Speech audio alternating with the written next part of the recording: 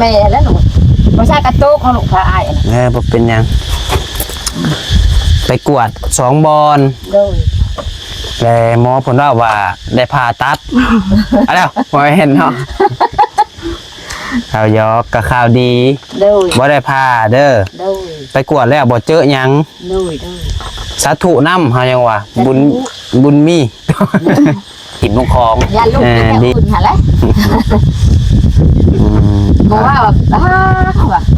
บ่ขึ้นฮอดบ่ลูกโอ้จนได้กินข้าวจ้ะขึ้นฮอดบ่ขึ้นฮอดแล้วอันได้เองกับป้าหมู่บ่ได้หมู่ว่าถ้ากะว่าไงเงิน2 ล้านเดี๋ยวเฮาสิมานับเบิ่งน้ำกันพี่น้องว่าเสือเท่าใดพี่น้องเนาะนี่แหละเนี่ยอยู่พี่น้องเนาะ1 2 3 4 5 6 7แสนกับ 10,000พี่น้องเนาะก็เบิดไปอยู่ล้านปลายเนาะโดยคือว่าประมาณ2,000 บาทซื้อหลายเท่าแล้วบาทเฮาก็ซื้อสุดก็แม่นซื้อสุดก็2 สุด3สุดต้องซื้อไปซื้อเอาไว้ไงข่าวดีก็คือคูณเท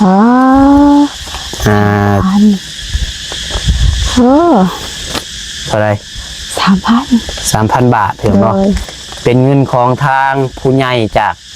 เยอรมันที่อย่างเนาะก็สิมาขึ้นหลังจากไปหาหมอมาก็แจ้งเพิ่มเติมอีก 3,000 บาทเด้อที่ได้ผลว่าอันสิให้ค่ารักษาเจ้าหาแหละช่วยค่ารักษาแต่บัดนี้ก็บ่ได้ผ่าตัดผ่าหยังแล้วพอไปกวดก็บ่ได้เบิดหลายประมาณ600 บาทเฉพาะค่ากวดนะพี่น้องเอ้ยโดยแล้วก็มันจะเก็บไว้แบบนี้เนาะเก็บไว้เดี๋ยวจังว่าการเสร็จยังต่อกับพี่น้องเนาะถามทางทีมงานทางให้เพิ่นก่อนว่าเสร็จในไรต่อโดยโดยลองเบิ่งลองว่าเป็นข่าวดีขอบคุณ FC และทุกท่านเนาะที่เขามารับชมน้องน้อยแล้วก็เขามาเป็นกำลังใจแล้วก็ซัพพอร์ตจากแต่มือกันก้อนแต่แรกๆแต่บ่มีหยังเนาะแต่มีเงินติดทงเงินแสนกีบบ่ฮอดแสนติโดยแล้วมือไปขายเขียดแต่มือนั่นจนมาฮอดมื้อนี้ก็ช่วยเด้อขอบคุณหลายๆขอบคุณหลายๆเด้อมาสู่คนนั่นแหละที่เขามารับชมน้องน้อยแล้วก็ติดตามแล้วก็เป็นกำลังใจให้ก็ขอให้พ่อแม่อยู่ดีมีแห้งความเจ็บบ่ให้ได้ความไข้บ่ให้มีปรารถนาสิ่งใดก็ขอให้ได้สิ่งนั้นสมความมุ่งมั่นปรารถนาอย่าเจ็บอย่าจนลำบากรวยเด้อแม่เด้อสา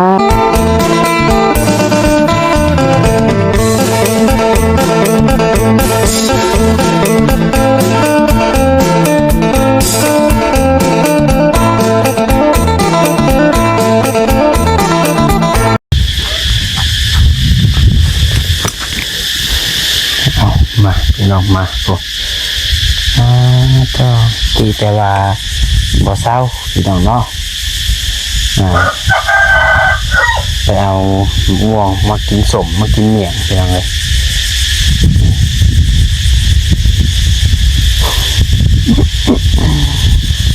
เอ้ยเนาะ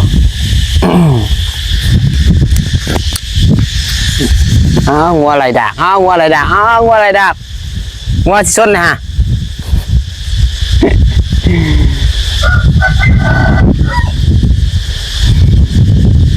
หน่อยคล้ายเขียดเป็นยังเนาะ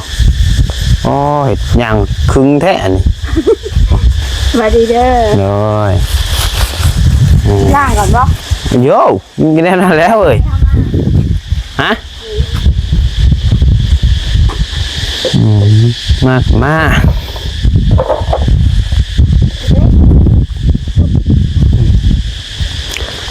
พี่น้องเนาะกับทักทายสบายดีและสวัสดีเด้อพ่อแม่พี่น้องเด้อสบายดีกันอยู่ที่หน้าน้องน้อยอีกรอบหนึ่งพี่น้องเนาะพอดีว่าทางน้องพัดไส้อยู่ทางน้องเพิ่นแหละพี่น้องพอแดดแห้งสิเมื่อกะจังหน่อยแดดชื้นอ่อนก็สิได้ออกเมื่อแหละพี่น้องเนาะ4-5 โมงพี่น้องเลยว่าจังหน่อยกับค่ำคือเก่าพี่น้องเนาะเพราะว่ามื้อนี้ก็ว่าสิเมื่อไหวอยู่บางที่พี่น้องเนาะเพราะว่าว่าสิไปแวะเสาแต้วบางเทื่อพี่น้องเนาะแต่ก็เอื้อยก็ได้ลูกแน่พี่น้องเลยเนาะเอื้อยน้องปัดไซ เพิ่นเกิดลูกเพื่อสิเมื่อเบิ่งร้านเบิ่งเลนก่อนพี่น้องเลยเนาะมากินส้มก่อนอันนี้เบิดนี่เพื่อนน้องน้อยเห็ดแกวมาเลยแกะออกไปตัวสีดำนี่ไป ดำนี่บ่ แกะออกจ้ะเด็กเห็นตัวใส่สีบัวนี่นะดูสีงามจังงามตัวใส่นี่แหละตัวอ้วนฮะลองแกะดูลองแกะออกดูมาแต่สายยาย มาจะดินใหม่โอ้ย ลิ้นไหมไปช้างอ่ะนะ ได้ แกะออกก่อนแกะออกก่อนให้ซีเพิ่นเบิ่งกันนั่นเลยเบิ่งงามๆแน่ฮะ10 รุ่นนะบอก10ไปปิ่นมาดูปิ่นมาดูเบิ่ง10เสือ รุ่นใหม่อะไร รุ่นใหม่เลยว้าวใช่นี่ก็ห่อนเด้อุ้ยห่อนแทนเด้คนจะแก้เสือเลยข่อยป้าสำหับน้ำ กูเปียกแล้วถูก ห่อนอยู่ก็ยังใส่สิ แม่มันเป็นเสือยังก็ อบผิว มีเสืออัน อบผิวนั่นสิผู้สาวพี่น้องเคยอ้าวผู้ดอกกำลังเป็นผู้สาวยันดำเนาะซาเบลก็คือกันพี่น้องเพราะว่ามีญามียิ่งเพิ่นต้องหักษาเนื้อษาโตเนาะว่ากันพี่น้องตัวนี้มาพี่นางมาข้างพี่มาใกล้ๆพี่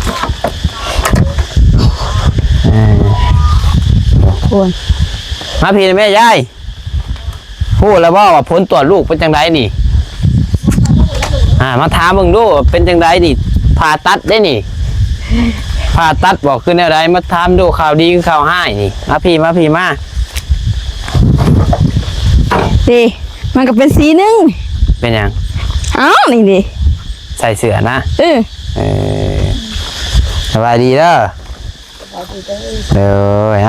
กินชมถามมึงดูลูกเต้าเป็นจังไดไปกวดนะ กินแล้วอยู่ดินใหม่จ้ะ กินแล้วก็ยานางเบิ่งก็ได้ ไม่บอกไว้มันเด็ด ถามเบิ่งลูกสาวเบิ่งว่าเป็นจังได สาวหรือเปล่า บริกวดเนี่ยบริมีหยัง ดูแล้วน ไปกวดช่องบอลหน่อยเนาะ โดย แต่ว่าคือการว่าบริมีหยังคนว่า โอ้ย ำเห็นแหงเด้อ อีเท่งบ่ได้บ่ โอ้ยันลูกมันเลยแม่แซ่โย่คนทักแม่แล้วหนูไม่ใช่กระตุกของลูกพาอาย บ่เป็นหยังไปกวด2 บอล โดย แล้วหมอเพิ่นว่าได้ผ่าตัดเอาแล้วบ่เห็นเนาะข่าวยอกกับข่าวดี โดย บ่ได้ผ่าเด้อ โดย ไปกวดแล้วบ่เจอหยัง โดย สาธุนำเฮายังว่าบุญมีดีแล้วคันว่าได้ไปผ่าโอ้ยพี่น้องเนาะ แม่กะจุนให้ช่วยโทรคืนนี่ก็ เขาก็โทรหายชอยไปบอกแม่เขาเด้อเขาก็โทร ความเดียวอ่ะอีว่า อียังคืออี เฮ้ยโมนั่นว่าพื้นใช่แม่ลูกอ่ะว่าละกัน เขาก็ถ่ายรูปอันซีดาดเขาก็อันยังซีดาดว่าอย่างก็บ่แม่น จุนจีน อันแนวกินมันแล้วจักจังแล้วจักเขากินนี่แล้วเหรอหมูผู้ว่าหันได้จักเขากินจังแล้วลูกเหรอ บอกแม่เขาเด้อบอกไปได้มึงอ่ะ หมูสิได้บ่น้อยแต่ว่าเอาหมูเขานั่นแหละอันนี้มันบ่จักอะไรก็ อันนั้นคืนเนี่ยน้องน้อยเพิ่นนอนอยู่ บ้านพัก บ้านพัก กับชาเบล โดย เป็นห่วงลูกอยู่บ่คืนนี้ ห่วงแท้ เป็นอะไรลูกบ่ได้มาบ้าน เดี๋ยวจะนอนใหม่ก็นอนบ่หลับ นอนบ่รับบ่ แล้วลูกอมงิม แม่นเนาะ ลูกพาไปถามหมูไปอันถามหมูว่าอีเมย์ไปที่ได้บ่หมูเอาคุณลูกมันแม่บอกแล้วอีเมย์ถามกูว่ามึงไปได้บ่ลูกเอากูนอนบ่หลับถามอีเมย์จักแล้วกูไม่จักจักก็ได้เองมันดาวอยู่แต่ว่ามันบอกอยู่ กูเห็นมาบ่ เห็นมาแต่ว่า เว้นลูกมามันขึ้นนอนก็บ่รับ โดย พอบอกน้องน้อยโทรบอกอยู่คือจังไง โทษนังอินอยู่เมย์ว่าอันเขาว่าน้ำเมย์ฮะหาว่าอีว่าเท่านั้นแหละก็เห็นหมูหลายๆอยู่อ่ะหมูเป็นหลาย เห็นหมูลาย เห็นกินอยู่อ่ะเห็นเขากินจะกินไม่ได้หาก็บ่จักว่ะปวน ไปดินนะนวลนี่บานยังก็ลืมไปฮะ ๆส่วนน้ำไปไว้น้ำเฉยกินทะเลผม โดย เบิ่งบ้านคลิปไงเบิ่ง เบิ่งแล้วแม่บ่ ไปทะเลพุ่นว่ายมันครับ โดย เฮาพาไปลินทะเล เลย แล้วก็ แล้วก็สิมาอันขายงัวแล้วบัด ติดหนี้เพิ่นว่าอยู่ได้วันนี้ เลย ต้องน้อยว่าอันแปลงัวน้ำแม่เฮาก็ได้ว่ะให้อ้ายออกก่อนว่ะเฮาก็เลยอัน บอกค้าแล้วหัวเถิกแม่กับหัวเถิกเท่านี้ลูกเอ้ย บ่ขายเฮ็ดได้ซะใส่หนี้เฮาได้ซะ เป็นหนี้ได้ไหม เป็นหนี้ ไป เฮา อยู่มือหนึ่งจนหนึ่งเนาะ เป็นหนี้เฮาอัน 20,000เฮ็ดได้บัดนี้เอายังสิมาใส่เฮาซะมีเงินบ่ซะ บ่มีนั่นน่ะลูก หมูบ่หมูคืองัวย อมหมูมันก็สิบ่พอเด้อเว้ยหมูแม่ก็ชอบ บ่พอก็ติดไว้คือว่าสิให้งัวบ่ พ่อก็อ้าวไอ้ยุงมาแล้วแหละ อยู่ บ่ยาก ตีตุจักก็ ใช่ก็คือง่วนเด้ง่วนเธอก็เด้มือ ให้งัวขี่รถเมื่อรถฉันชื่อจักมื้อมากกอดแนว ได้ขาก็สิว่าเลยเนาะว่าเลย ว่าหยอกให้เมื่อวานนี้ก็บ่ได้เบิดลายดอกพี่น้องเอ้ยเนาะก็เดี๋ยวมื้อน้องปัทชัยสิสรุปให้พังพี่น้องเอ้ยรอรายจ่ายเท่าใดเบิดเท่าใดพี่น้องเนาะเดี๋ยวเราจะนั่งคุยกันอีกเทื่อนึงแต่บ่ได้เป็นหยังเด้อลูกสาวเจ้าหาเด้อไปกวดกับปกติ แต่ว่าพังเบิ่งเดือนต่อไปยังพอเพิ่นอยู่เจ็บท้องเจ็บไข้ว่า เลย คำนั้นมันมาปกติกะบนห่วง เลย ก็ได้ชีวิตใช้ชีวิตคือหมู่คือคู่แหละขนาดนั้น เลย ทั้งเบิ่งกันเดือนนี้แหละเดือนต่อ หลั ไป งจากเลยกินอะไรนะ3 มื้อไปว่านนี่กินบาบัดใจอันเลี้ยงยังก็ คนกัน อย่างตัวใด อันนี้ น้ำเย็นๆนะเคย โบลองกินเมื่อคืนเนี่ยนะ จุ่มนะ จุ่มนั่นแหละ จุ่มจีน จุ่มจีนนี่แหละโอ้โห แล้วเป็นอะไร แซ่บ สะใจติกุ้งกะเนาะกุ้ง กุ้งปลาหมึก โยนได้คนขลับ ใส่เต็มที่เมื่อคืนนี่ หมูกับว่าแล้วมันสิกินแล้วบ่วะ อ่า มาซาในกระทำมาจ้างไม้ใครได้เองอะ มันเป็นหยังมิบัดนี้เฮาบ่ฮู้ว่าเฮาบ่เป็นหยังบ่กินก็ได้บ่หาใหม่ โดย บ่กินเนาะยาก็บ่กินเนาะ มากินก็ได้จ้ะ เฮาก็บ่ได้เจ็บบ่ได้ปวดเด้ มันดีเลย สุ่มเลย เอา ช กัน ม หมด แล้วเขาบ่าวยาวบ่ายมาหรอบ่ายกับจูฮัดชม สาธุนำเนาะ เด้อเชื่อบุญหลายเติบ บุญหลายอยู่เอ้ย บ่สั่นแหละงัว30โตจักพ่อบ่พ่อ เป็นไก่หมูหมาเนาะ ถูกได้ผ่าแหละบาดมันล่ามบาดติดเชื้ออีกเอาจ้ะในงัวสิยันแต่นี่พอเราเป็นอยู่เนาะ แม่น่ะจะทุกข์เกียรติผมจะพ่อวะเป็นแม่ไปห้องหมอกับแม่กับอุ๊บลูกเอ้ยแม่จ้ะจ้ะ เป็นดวงลูกป่ะ โดย ก็บ่ไปน้ำลูกชาวบ้านนี่ แม่ล้วงพันผมไปให้ขาดคือละคนแม่ก็เห็ดทางอีก เห็ดทางก็ใบขาดสิเป็นเล่าของหน้าลูกเอาดิเทปูนเทข่าวหน้า โดยเพื่อนบ้านเฮาก็เฮ็ดทุกบ้าน ยันเราเป็นไปได้ คือกันบ้านเฮาก็เฮ็ดคือกันเห็นอยู่บ่น้องน้อยตัวเมื่อคืนนี่เฮาเอาสิแม่นบ่ตอนเฮาอัดสาแม่นเลยจงต้องเป็นห่วงดอก หมูเนี่ยก็ ไปกับเฮาหาบ่ขาหันศพมีแต่เฮาสิ บ่ มีแต่เฮาสิขาแล้วก็ถิ่มลงคลอง ยันลูกเป็นแนวอื่นหะเลยบอกว่าแบบว่าบุคืนฮอดพ่อลูกโอ้จนไปกินข้าวแต่ละคืนฮอดบุคืนฮอดแล้วหมูได้เองกับป้าหมูก็ได้หมูว่าขาดก็ได้เวลาคนล่ะเองกันหูหันไม้แล้วอย่างมาหดนำลูกกับมาหดชุกแค่ลาเลยลบไปอีกบ่าวลบมือก็ได้หมูเอิญว่าย่าต้องให้มันไปเจ้าผู้เดียวมันกัน โดย แล้วแม่ก็จำเป็นลบมือบั่น บ่ หมูก็บ่ให้ขาดอีกแต่ละเฮือนน่ะ ขาดกับหมูสิไม้เงินบ่ หมูเอาเงินลูกอ่ะทางหมูว่าวแล้วเห็นบ่เห็นทางหมูก็ว่า แล้วเหรอ แล้วสองมือหมูให้เห็ดตกแต่ถึงผู้มือเดียวบ่ได้แล้วแต่ว่ามือเดียวนี่บ่แล้ว เป็นหน่วยบ่ เป็นหน่วยหน่วยบ้านลูกก็คือกันบ่ลูก คือกัน เป็นหน่วย เฮ็ดเบิดบ้านโคกบ้านนั้นก็เฮ็ด บ้านบ่รีบ่เตียงก็ เป็นหน่วยคือเรียบ้านแม่ มารับได้บัดนี้เนาะ โดย บ่เป็นหยังแหละ คุณได้มาแต่ดินใหม่บ่ได้ออกจะได้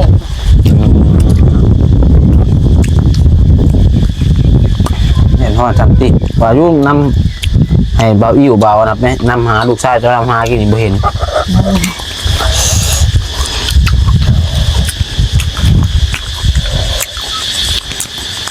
เอาบ่นางก็ไปมาพอดีสิโทรหาเลยว่ะถ้าบ่อายมาสิโทรหาว่ะ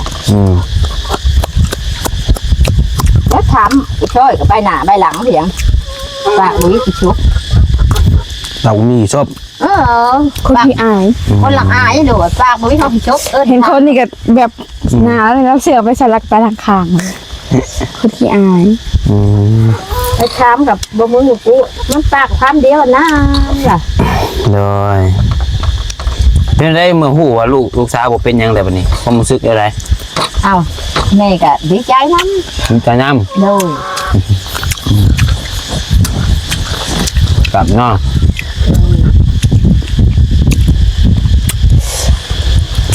สมเป็นยังไงเผ็ดแก้ว แม่จะบอกกิน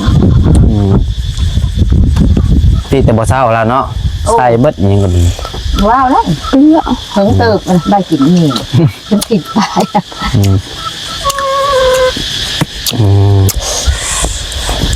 แปลว่าไปเที่ยวทะเล ไป เป็นว่าร้านน้ำไหม เป็นอยู่ว่าลอยน้ำนะ เป็น บ่เป็นเห็ดได้ ดิกน้ำได้ ดิงน้ำได้เลือกคนน้ำหัวเจ้าอีกได้ ขนาด5 วันนี่ไปกินน้ำป่ะ เอาพี่น้องเลยน้อยกินสมก่อนแล้วจังหน่อยจังโอ้โล่งกันพี่น้องน้อยเดี๋ยวน้องปัจจัยสิสรุปยอดให้ฟังเมื่อวานนี้เบิดเท่าใดพี่น้องเลยก็สิมีเรื่องคุยกับน้องน้อยเพิ่นอยู่มีเรื่องมาแจ้งน้ำแน่พี่น้องมื้อนี้เนาะก็ข่าวดีว่าซั่นจ้ะในทางฟังของการหาห่มเย็นๆนั่งคุยกัน ดูเปล่า อิ่มเลยพอข่าวดีอะไรอิ่มเบิดข่าวให้ ข่าวให้จิ๊บทอกเอาโอเคจ้ะเดี๋ยวจังหน่อยจังและตั้งใจพี่น้องนั่งหนีบ่เหลือเย็นอยู่บ่ พงก็ได้หรอน้ำพง ดูขอนไม้อะ เด็กอะไร นี่แหละจังหน่อยจังนั้นพี่น้องเดี๋ยวกินน้ำกินในก่อนเผ็ดส้ม เผ็ด โอ้ยพอแล้ว เชื่อ ผมลองสนุกผิดละใช่ไรหน่อยน้อยหนึ่งกันอันนั้น ส้ม มันแบบเด็ก โอเคมาพี่น้องมาเนี่ยหลังจากกินส้มแล้วโอ้ยกินก่อนจะบ่เนาะถอยนิดนึงโอเคมาคุยกันก่อนมาเนี่ยพี่น้องเอ้ย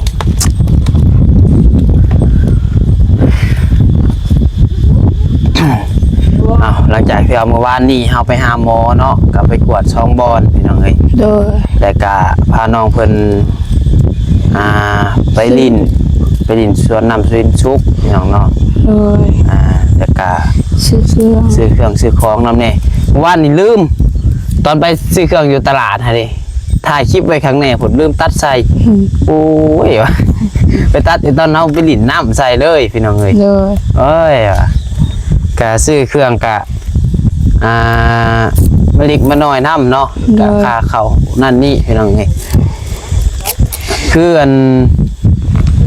เมื่อวานว่าน้องปัจจัยเอาเงินน้องน้อยเพิ่นนี่มาใส่แล้วนี่เด็กพี่น้องเนาะเดี๋ยวน้องปัจจัยเสียทิบายให้ฟังพี่น้องเนาะคือเงินที่ว่าผู้ใหญ่เพิ่นฝากมาแบบสมทบค่าไปรักษานี่และ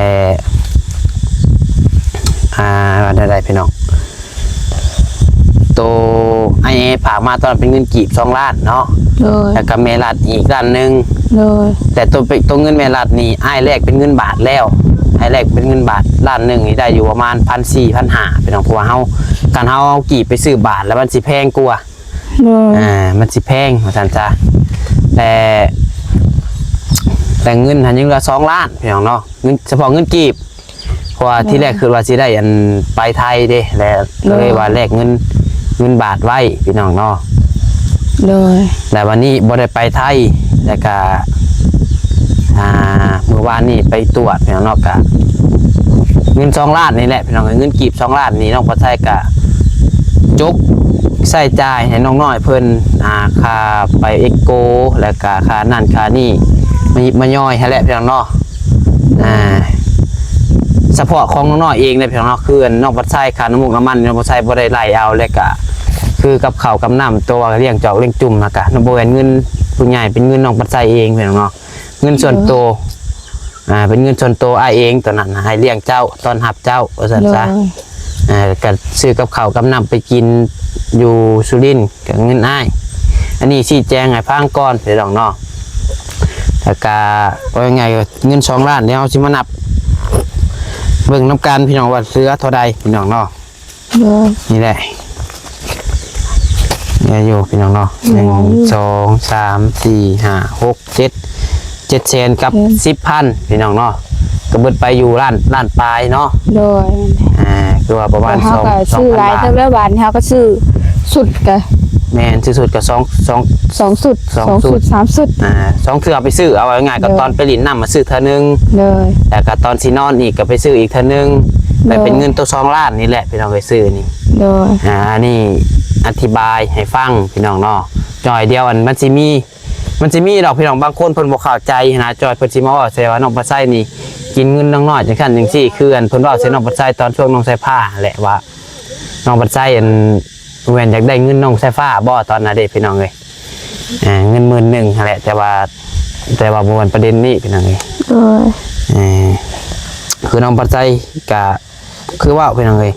เงินดำ10,000ดำล้านนี่มันบ่เฮ็ดให้เฮารวยยอดดอกพี่น้องเอ้ยถ้าหากว่าผู้ใหญ่เพิ่นบ่ให้หรือว่าง่ายๆก็คือบางเทื่อผู้ใหญ่เพิ่นฝากมาให้น้องน้อยเนาะช่วยเพิ่นฝากมาให้1,000บางเทื่อเพิ่นให้น้องบัดไส้เติมน้ำมัน 400-500 บาท 200-300 บาทน้องบัดไส้จังเอาพี่น้องเนาะคะแนนว่าเพิ่นบ่ให้น้องบัดไส้ก็บ่เอาพี่น้องเอ้ยน้องบัดไส้ก็ย่านบาปย่านเวรคือกันพี่น้องเนาะบ่แม่นว่าสิเอาของคนอื่นมาเป็นของตัวเองน้องบัดไส้บ่เฮ็ดพี่น้องเนาะอันนี้เฮาเว้ากันไว้ก่อนพี่น้องเนาะก็ยังบ่ได้อันนั้นดอกพี่น้องเอ้ยเพราะเฮาก็ผู้พี่น้องเอ้ยเนาะโดยก็ว่าง่ายๆเงิน2 ล้านนี่เหลืออยู่7แสนกับ10,000เด้อน้องเด้อโดยคะแนนว่ารวมเบิดอันค่าใช้จ่ายทั้งกินอยู่นั่นนี่2 ล้านนี่บ่เหลือบ่พออีกพี่น้องเอ้ยนั่นแหละเพราะว่าซื้ออันจุ่มเฮ็ดกินแล้วก็โอ้เบิดหลายเติบพี่น้องเนาะน้องบ่ใช้เงินให้แม่ไปซื้อประมาณ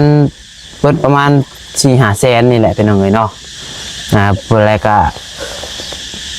เขานับนั่นนี่พี่น้องเนาะก็ได้ว่าซื้อทุกอย่างฮะกะ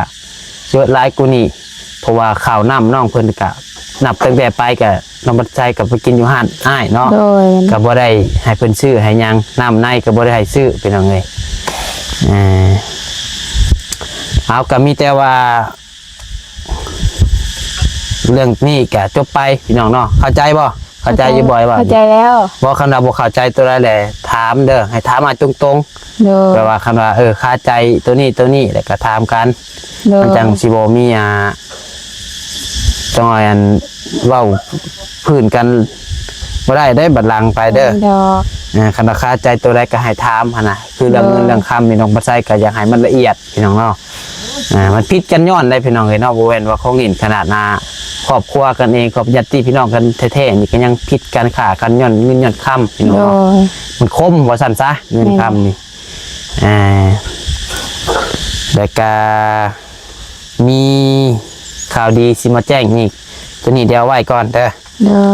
มีข่าวดีไปได้เลยได้ให้ฟังบ่อย่าพักได้ข่าวดีก็คือคุณเท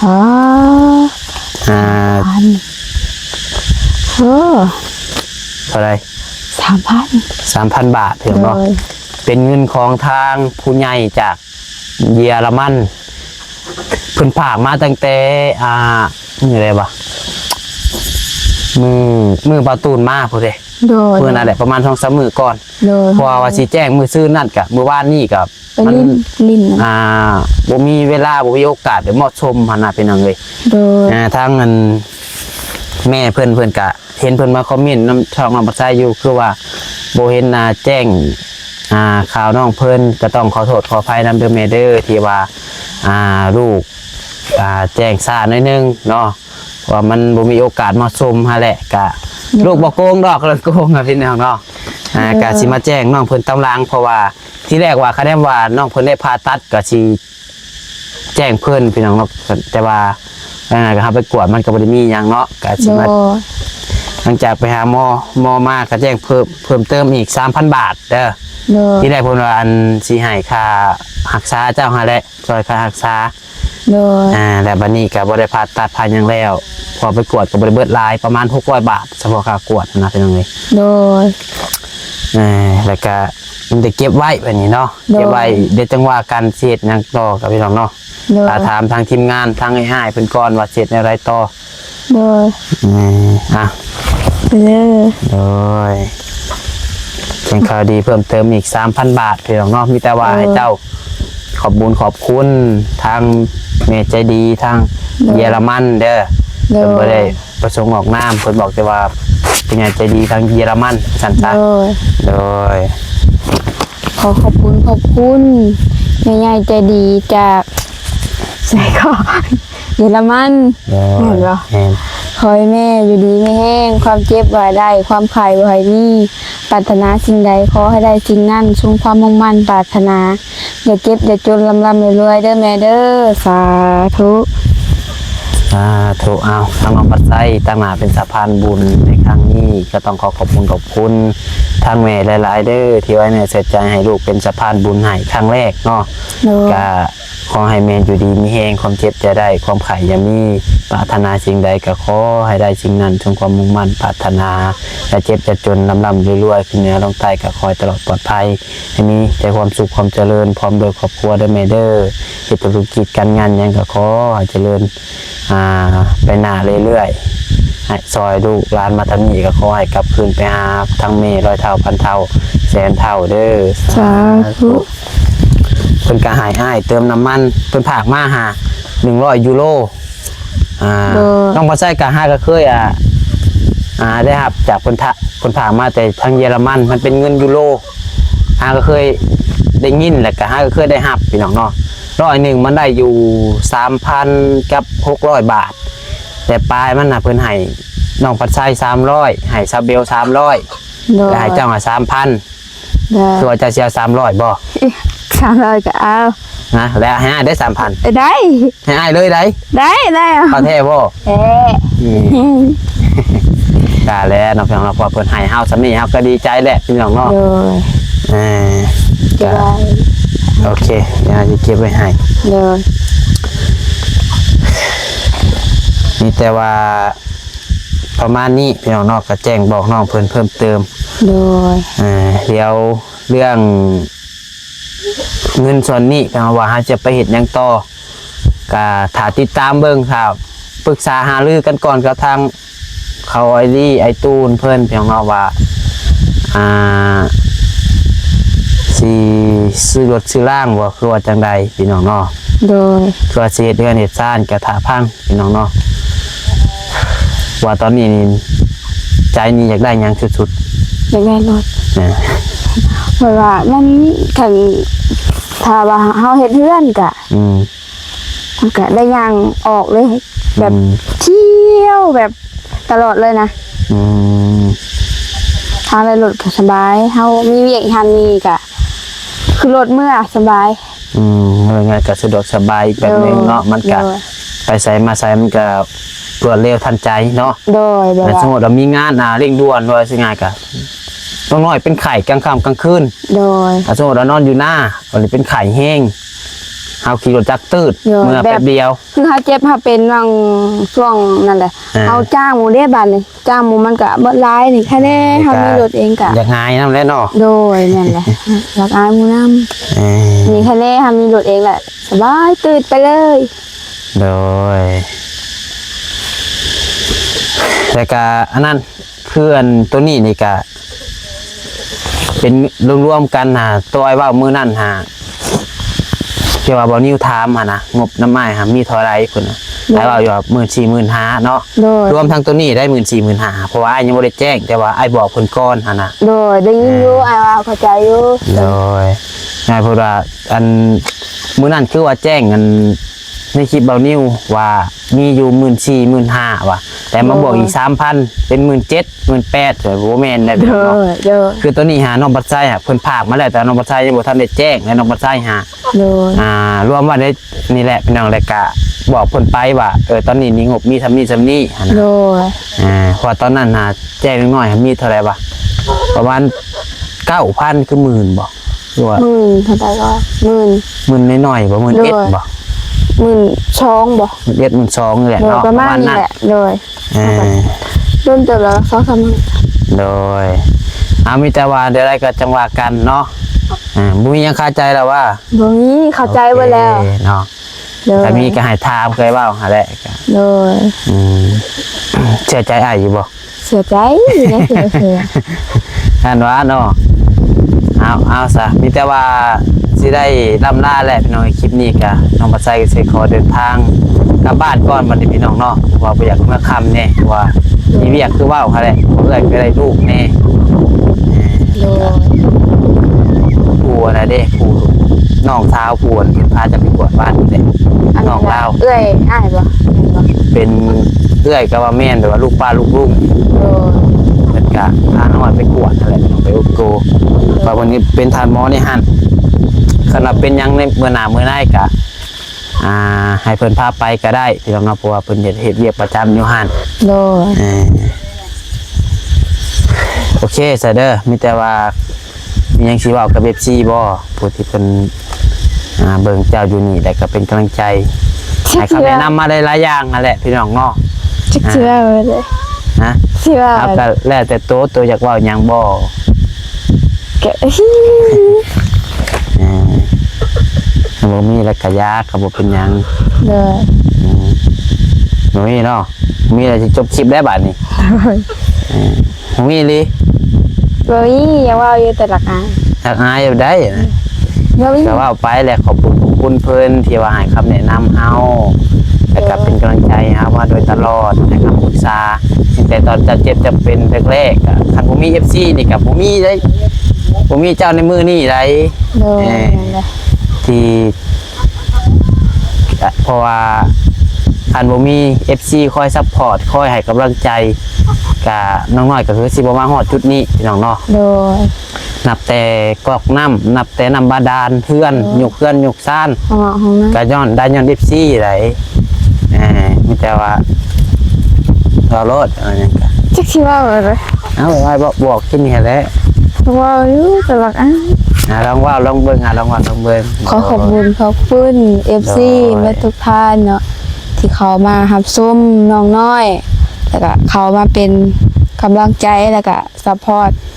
จากแต่มือกันก่อน เป็น แต่ มือแรกๆแต่บ่มีหยังเนาะ โดย แต่มีเงินติดธงเงินแสนกีบ โด บ่ฮอดแสนติ โดยแล้วมือไปขายเขียดแต่มือนั่นจนมาฮอดมื้อนี้ก็สวยเลย ขอบคุณห ก็ ลายๆ ขอขอบคุณหลายๆเด้อมาสุขูสุคนนั่นแหละที่เขามารับชมน้องน้อยแล้วก็ติดตามแล้วก็เป็นกำลังใจให้ก็ขอให้พ่อแม่อยู่ดีมีแห้งความเจ็บบ่ให้ได้ความขายบ่ให้มีปรารถนาสิ่งใดก็ขอให้ได้สิ่งนั้นสมความมุ่งมั่นปรารถนาอย่าเจ็บอย่าจนลำรวยเด้อแม่เด้อสาธุ ถูกเอาก็แค่ซ้ำนี้แหละ FC เพิ่นบ่ได้ต้องการหยังหลายดอกเพิ่นก็ว่าง่ายคือเพิ่นบ่ได้หวังหยังจากเฮาเพียงว่าเพิ่นเบิ่งเฮาก็ย้อนว่าเพิ่นฮักแพง โดย โจกล้องตัดเลยเพิ่นเว้าหลาย อะไรวะ โอเคได้อยู่ยันเอามันตัดพี่น้องเอ้ย โดย เอาซะมีแต่ว่าน้องบ่ใช้ก็สิได้ขอลำลาเลยเด้อพี่น้องเด้อขอบคุณหลายๆทางพ่อแม่พี่น้อง FC แล้วก็ผู้รักผู้ใหญ่ที่คอยซัพพอร์ตคอยให้กำลังใจมาโดยตลอดเด้อเนาะขอให้อยู่ดีมีแฮงเบิดสุขสุขคนปีใหม่ก็สิฮอดแล้วก็รักษาสุขภาพกันเด้อพี่น้องเด้ออากาศก็ฮ้อนหลายพี่น้องเนาะอยู่ไทยก็ฮ้อนหลายเพิ่นว่าเนาะ38 39องศาพากันรักษาสุขภาพเด้อพี่น้องเด้อไปลำลาแล้วอยู่ดีมีแฮงพี่น้องเอ้ยส่งมานร่ำรวย สุดท้ายนี่ผิดพลาดประการใดก็ขอโทษขออภัยในเวลาสบายดี สบายดี บ๊ายบาย อ่า